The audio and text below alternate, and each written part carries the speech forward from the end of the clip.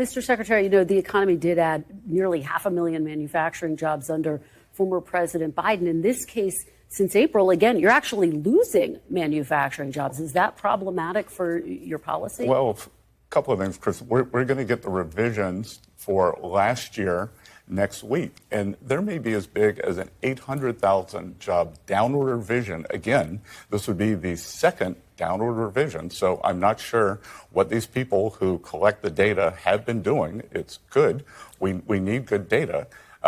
Secondly, what we are seeing is the jobs that are being created are going to either native-born or legal Americans. Most of the jobs created under the Biden administration, they went to illegal aliens. Well, and I think that there would be a lot of debate over the fact that they went to illegal aliens. But let's keep moving. No. That's the fact.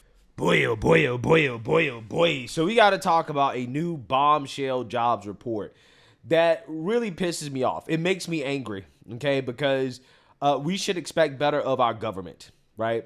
This new bombshell jobs report showed that during Biden's time in office, basically during his economy, right, before Trump's tariffs, okay, from the period of last April, okay, to March 2025, there were almost 1 million jobs, 911,000 to be exact, that did not actually really exist, that we thought existed. But according to this new revision from the Bureau of Labor Statistics, again, almost 1 million jobs that we thought existed did not exist, right?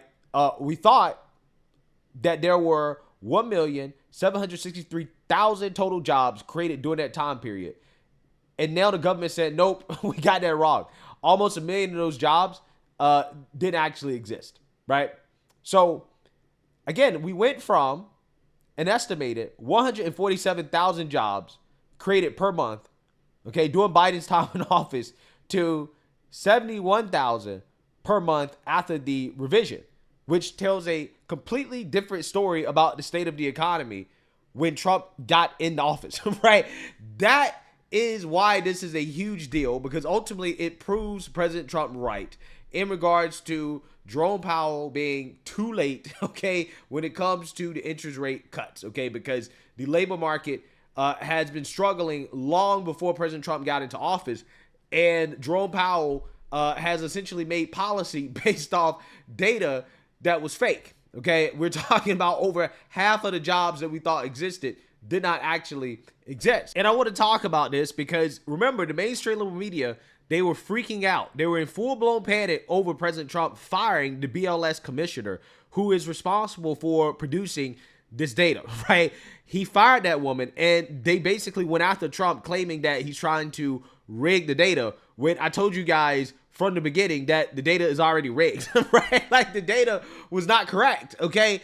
And now, lo and behold, again, this jobs revisions are, again, showing that almost 1 million jobs that we thought existed did not exist, which, again, changes the whole story about the economy, right? It essentially changes everything. It really shows you just why our government sucks, right? And why President Trump was right about the Federal Reserve. So I want to talk about it. And without further ado, let's go ahead and get into this clip from CNBC covering this pretty wild report. We are getting those payrolls revisions. Let's go to Steve Leisman, who's been looking into that. Steve, what do you see? I see the biggest revision we've had. I'd go back 25 years here.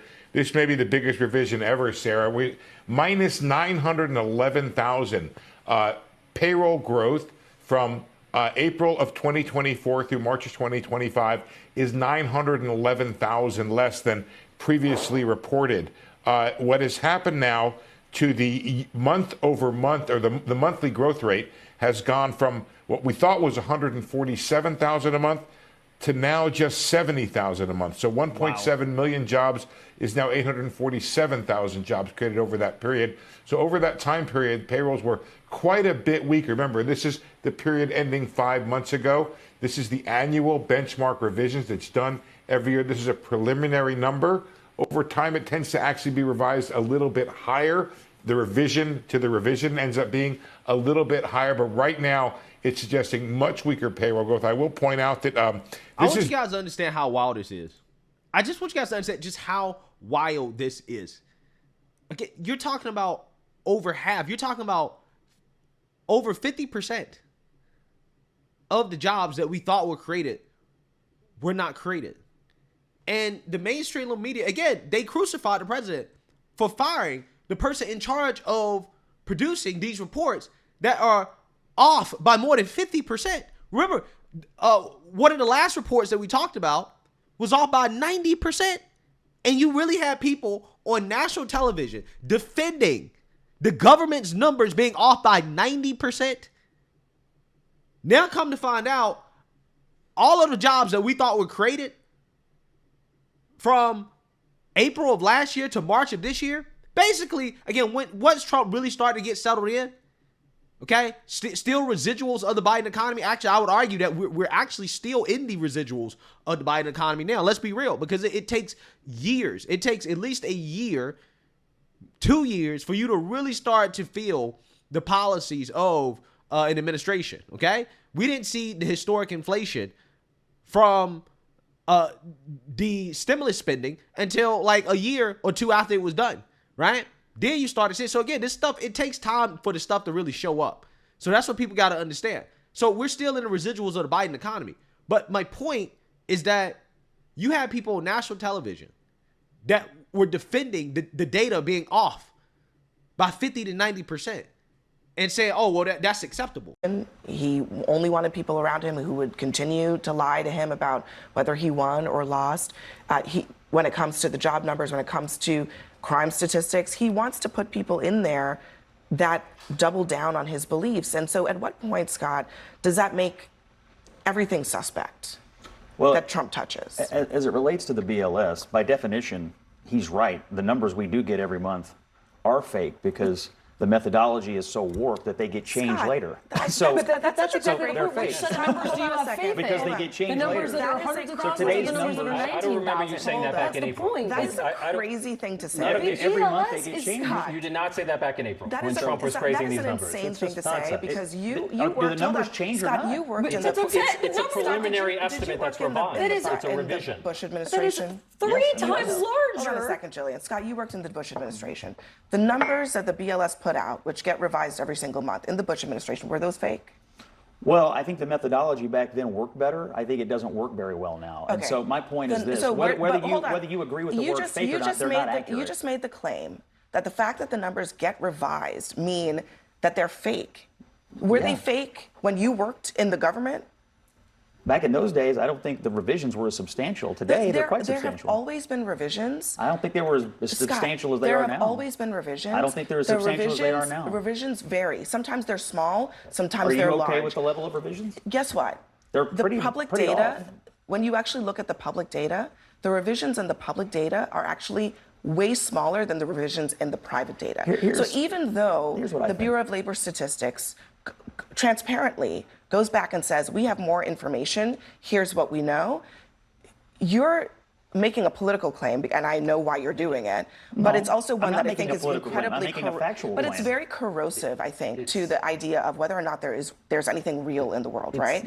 Just because there are corrections doesn't mean that it's fake. We're not in disagreement. We are in disagreement. You just called it all fake. I'm saying that every month, this agency gives you a number, and you can bet that the number is wrong. Now, again, I want you guys to just think about something very simple, very simple.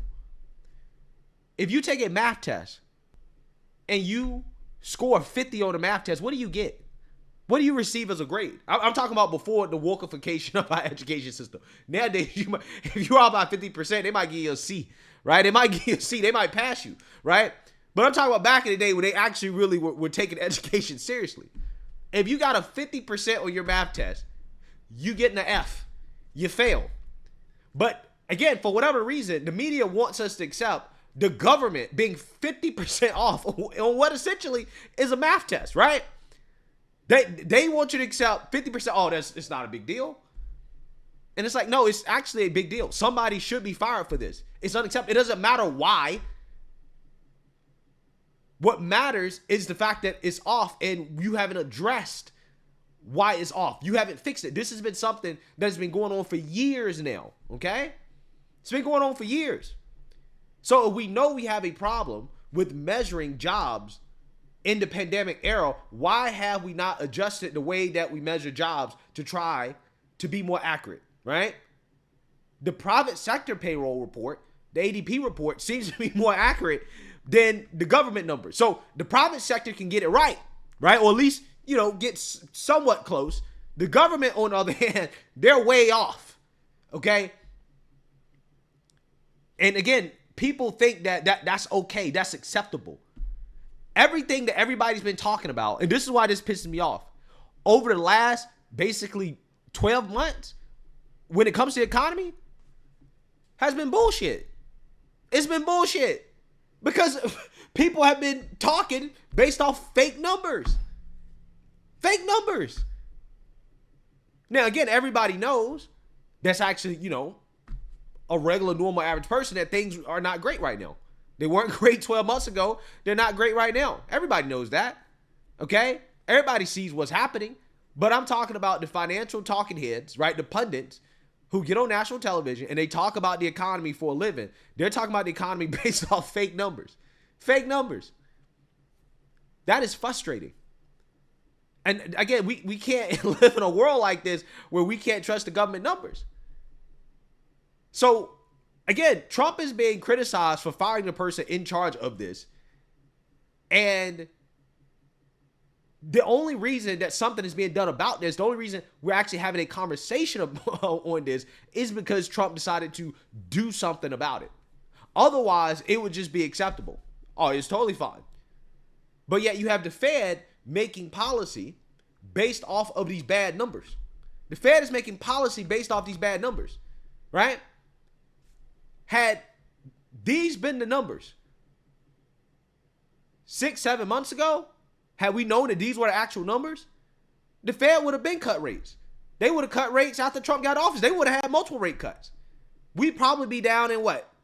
The 3% range when it comes to rates at this point?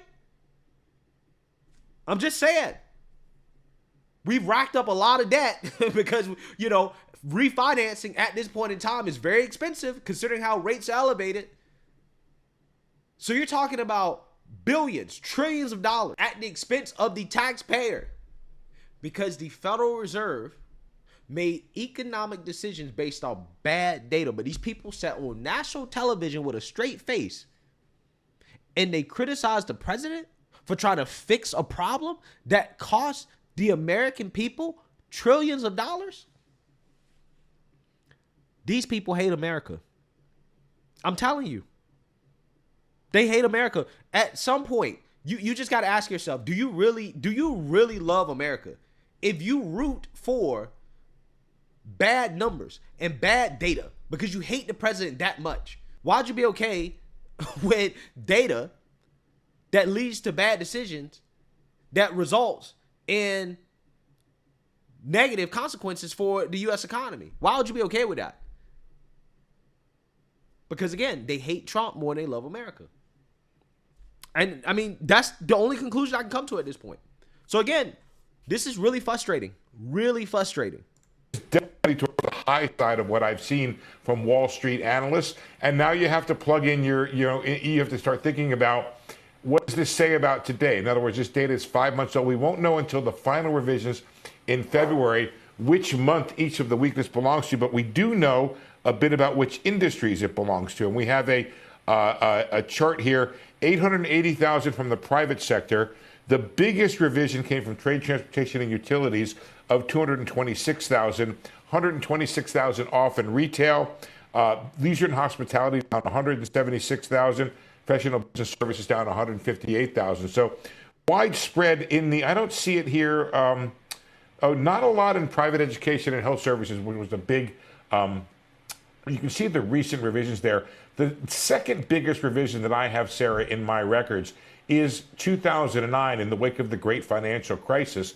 And what had happened in that situation was some of the modeling was wrong. Some of the birth, death of businesses was wrong. This may be the case right now. We might have come into this year with much more weakness than we thought we had in the job market. It was okay. It seemed to be like the unemployment rate remained relatively stable. So whatever we were doing was okay to keep the unemployment rate, a separate survey, relatively low, but we were not creating as many jobs as we thought. And I know that some Fed officials, Chris Waller among them, think this is part of a broader story of weakness in the job market that should cause the Federal Reserve to cut. And we'll see what happens now to I don't know if we're able to get you right away an update on Fed funds futures, but certainly the market was primed for 325 basis point cuts this year. And we'll see if I could take a look right now to see if there's any more play on a 50. And there isn't, and there probably shouldn't be. I don't know that this will motivate Fed officials to do more,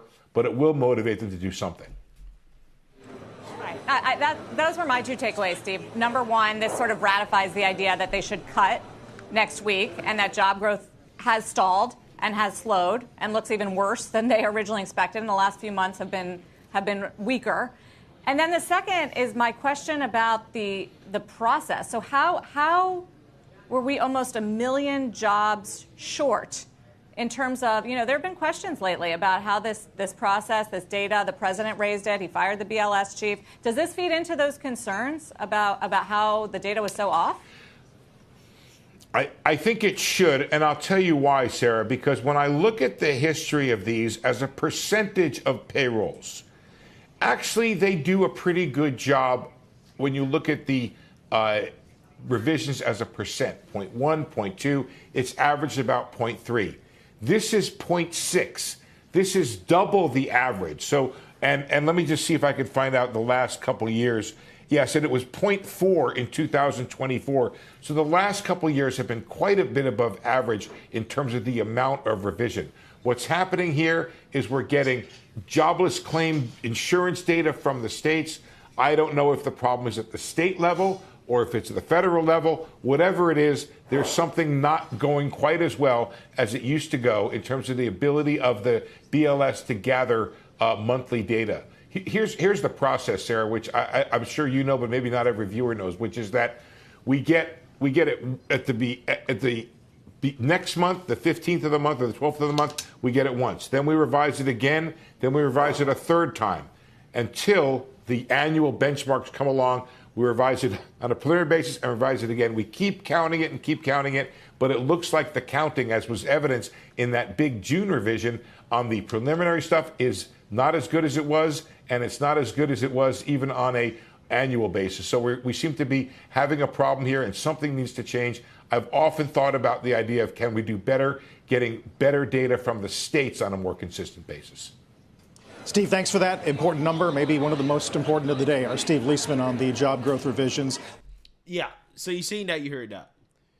Now, it is very frustrating that this is what we have to deal with in the 21st century, right?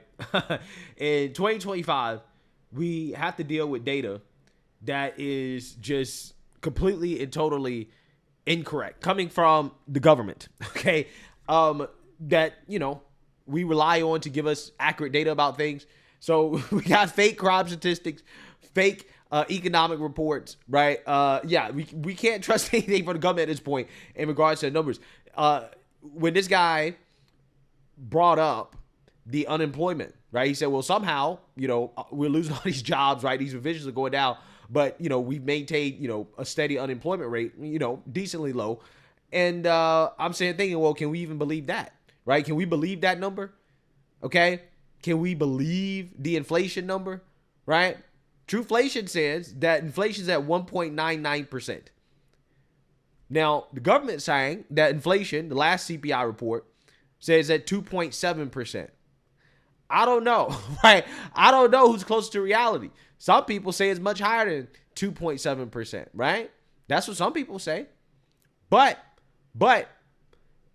if the jobs report is off, again, it brings up questions about what other numbers are off. What other numbers are off? We have another CPI report coming up here soon, okay?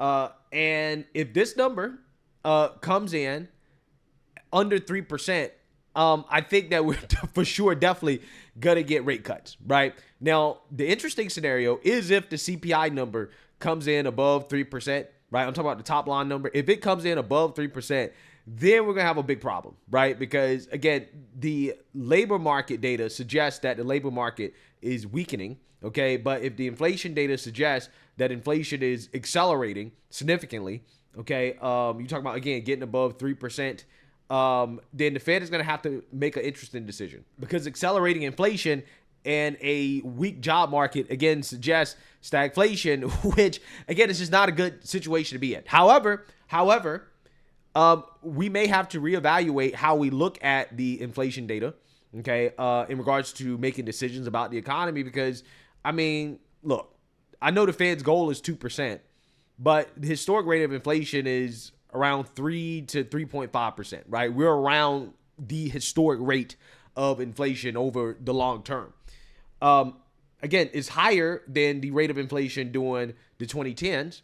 And I think that's where the disconnect is at, because the target is 2%, because inflation was below 2% during the 2010s. However, I think the Fed has to realize that the government, in regards to our deficit to GDP spending, is much higher than it was before the pandemic. So, you know, a higher deficit to GDP ratio, right? More, aka more spending. If we're spending more, I'm not sure why you would expect inflation to fall back to 2% with the rate at which the government is spending.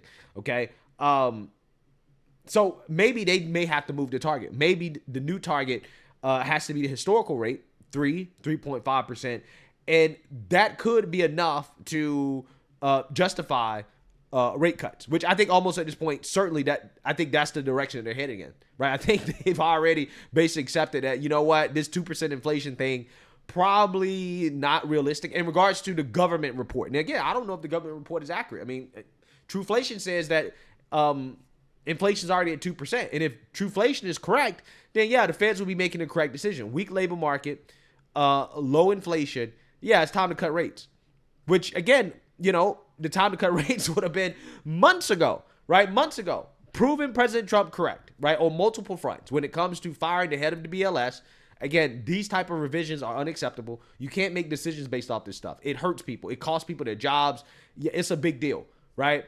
Also, he's correct in regards to just the fact that the Fed is too late. They're acting too late, just like they acted too late when inflation started to surge under Joe Biden. They're acting too late now that we have weakness in the labor market. And I think it is proving that, again, once again, President Trump was right about a lot of this stuff, that the Feds probably should have been cutting rates months ago, but they held off, again, for political reasons. And also on top of that, they were getting bad data, right? Bad data that I think really needs to be corrected in regards to how we go about gathering these statistics. There's no reason why in 2025 we can't have real-time data on this stuff in the same way that the private sector does it, right? Give us some real-time data about what's happening with the economy. We should be able to do that with the technology that we have. It seems as if we're using old ways of measurement, right, and data collection that is just not suited for the times that we're in, right? The government is behind, right? And we clearly need an update. So let me know what you guys think. Make sure you like, comment, and subscribe. Most importantly, share a Black conservative perspective. Peace.